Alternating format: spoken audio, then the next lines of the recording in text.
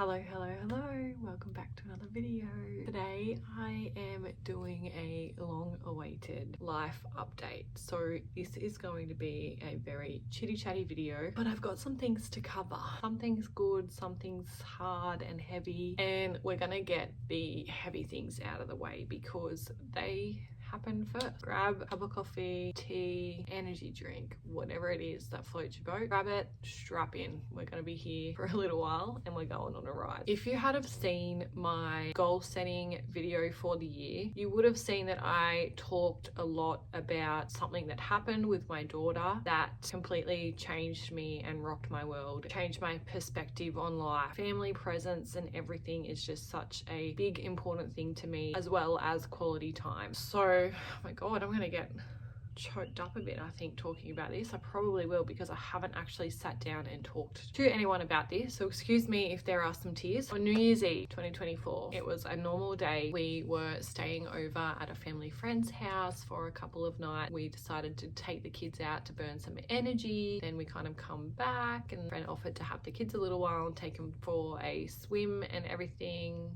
and that was all good. Jade and I had some vouchers from Christmas that we wanted to spend, so we just went out for like an hour and a half or whatever it may be. We come back, Jade was feeding Oakland in the lounge room. Nellie was in there with him, and Micah come to me at the table and said, "Mum, can you please have me go to the toilet?" I took him to the toilet. I took him to the toilet and I come out and I was just walking back into the dining area, and Jay goes to one of our family friends, like, because he had Oakland. He's like, "Can you please hold Oakland? Nellie's in the pool." All I heard was Nellie pool, and I was like, what the fuck are you talking about? I sprinted out to the pool and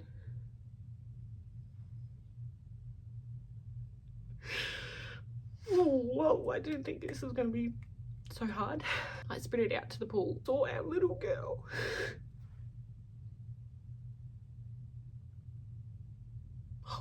I saw our little girl face up, eyes closed, completely unresponsive, floating in the water. My first reaction when I saw her, I screamed her name. I thought she was dead. Looking at her and seeing her how she was is a picture that I am never ever going to be able to get out of my head. I thought that she was dead when I ran out there. Of course, I jumped in. I dragged her, constantly like getting her name. I was like trying to tickle her to get something out of her. She was just completely unresponsive. So I was like, shit, what do I do? Got out of the water, and what has happened is it is like a freak accident. Someone has hung their towel over the gate. The gate obviously didn't lock properly because there was towel in the way. That's how she kind of got in. And it was just like Jade finished feeding Oakland and got up and looked around the house for her and couldn't find her, and went outside and saw her, and I like literally I had just seen her before I took Micah to the toilet, and then I come back out and Jade's like, "Nellie's in the pool." That was like 5 minutes. So yeah, very freak accident. Back to it, I was freaking out. I just did not even think to do CPR. I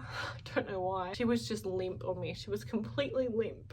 And I was like, no, I honestly think she was dead. And I remember talking to Jade after it. He's like, when she was in your arm, after you got her out, like, he's like, I thought she was dead. I thought she was gone. And then instinct just kind of come into me, and I just started smacking her back while her head was over my shoulder, because like at this point she was just unresponsive. I wasn't getting anything from her. I couldn't hear her breathing, nothing. Yeah, I just started smacking the crap out of her back with like holding her in an upright position with her head over. All of a sudden you just hear splash. She just did this big projectile vomit of all this water. She started coughing and kind of coming to a bit, but it was at that point that I actually gave her to Jade, and I was just trying to like talk to her, and he was trying to talk to her like, no, I was like, come on, wake up, puppy, like talking to her and trying to like see something from her. She was like dropping in and out of consciousness, and we were all kind of like standing there in shock, like what the fuck just happened? Like I was just watching her, and she was just like constantly like in and out of consciousness, like this. Like it was just really scary. My friend, her brother used to be a paramedic, and she was instantly on the phone to him thinking like, what do we do, and he said, just get her down to the hospital. So I like sprinted inside, got dressed, and we drove down to the hospital, which was luckily only like 2-minute drive away, and we were taken straight into the resuscitation unit. We got there and we were getting triaged and telling them what happened, and she was just constantly dropping in and out of consciousness. So that was very scary. And then they said, right, you need to get to the resus room, and they just instantly put her on oxygen to help her breathe, because they said her oxygen levels were extremely low and her heart rate was extremely high. So her body was obviously working really hard to stay with us.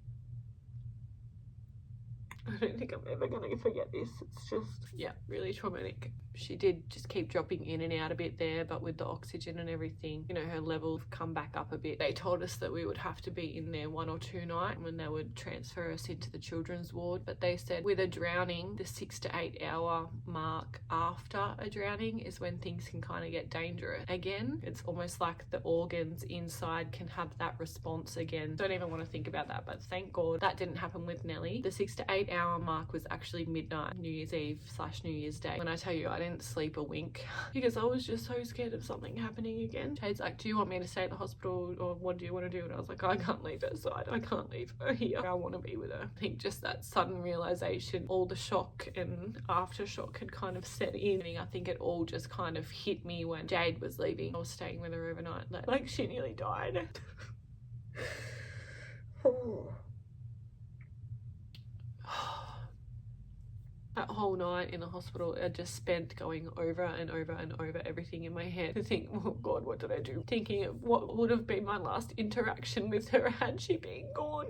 And was I telling her not to touch something or not to, you know, do something or whatever? Not know how I would have handled it if she had have left us. Because even just this happening and her still being here, it's almost like grieving someone in a way, even though they're still here going through something that traumatic. And I honestly think I have PTSD from it, because I just seem to get so anxious going anywhere with the kids now. And I'm just, even to the supermarket, I'm just like, I can't let you out of my sight. I feel almost like I'm smothering them in a way. I'm just anxious about anything and everything. Like, I don't even let them go outside by themselves here on the farm. I can't hear or see one of the kids in the house, like I'm yelling their name and I'm frantically rushing around until I find them. And I constantly think of her in that water, because she would have think, oh yay, I'll jump, I jump, because she loves jumping in the water. She's like, oh yay, jump in the pool, in the water. Like, I can only imagine her, what she would have been doing. And I was literally on the other side of that wall while she was drowning.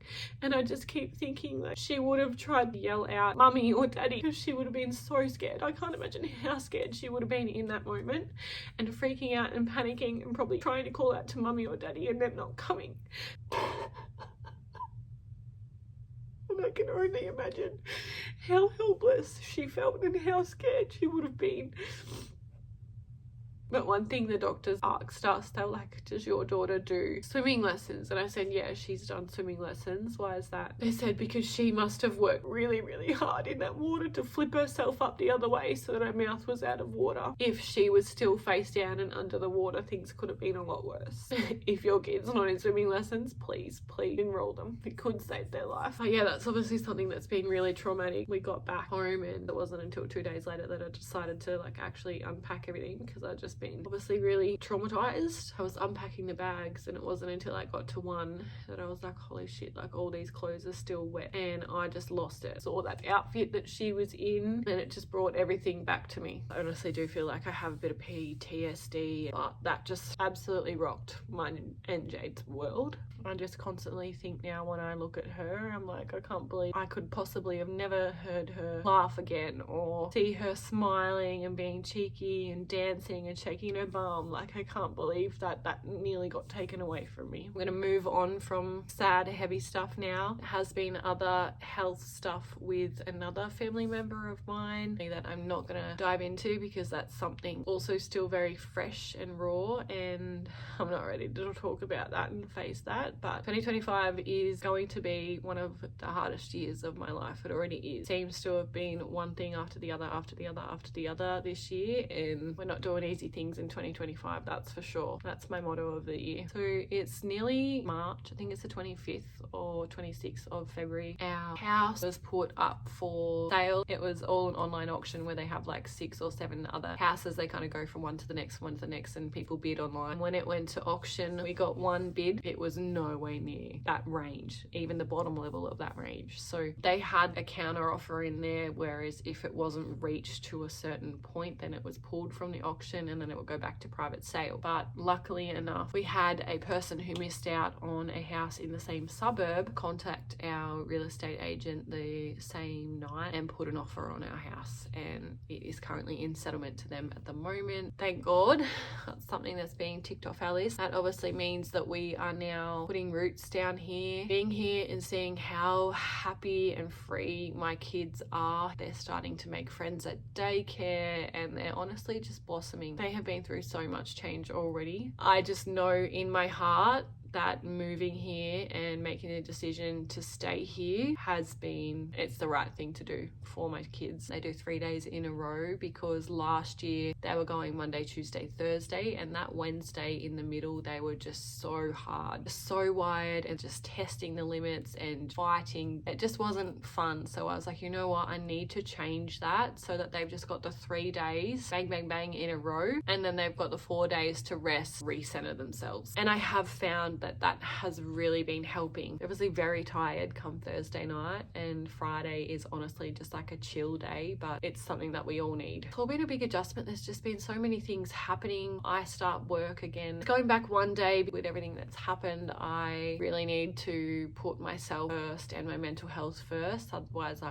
already have started. There's just been a few things happening and it's just like bottling up, and it all just burst out of me yesterday. I just had big meltdown. I had a massive pity party all day yesterday. I could not stop crying with and I honestly feel like if someone had to come up to me and just like poked me in the shoulder, I would have lost my shit and just bawled. I definitely need to get on top of that, and that's obviously going to be a priority. I honestly want to make mental health something that I am going to be prioritizing again, because I've just kind of swept it under a rug, and with everything that's happening I just know I need to get on top of it, otherwise things are going to get really bad for me. That's that. I need Thursdays so that I can have a day when I can schedule in therapy and anything like that, and just have a day where I can just reset if I don't have anything on, and catch up around the house, and also just rest, because so I'm only going back one day for now. Honestly feel like mentally that's all I could really handle at the moment anyway. If anyone wants to know, in 2 weeks time I'm 30.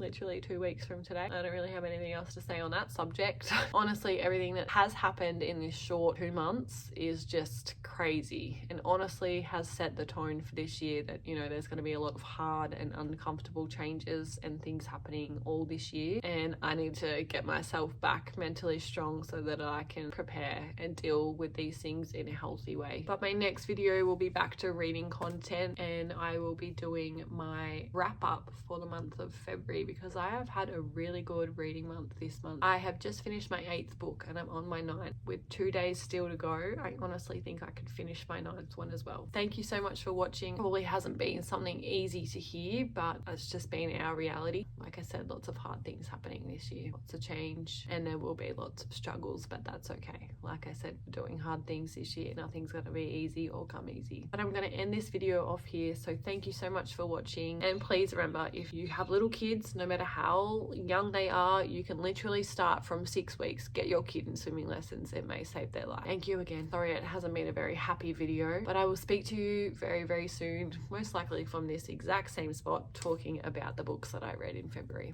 Bye.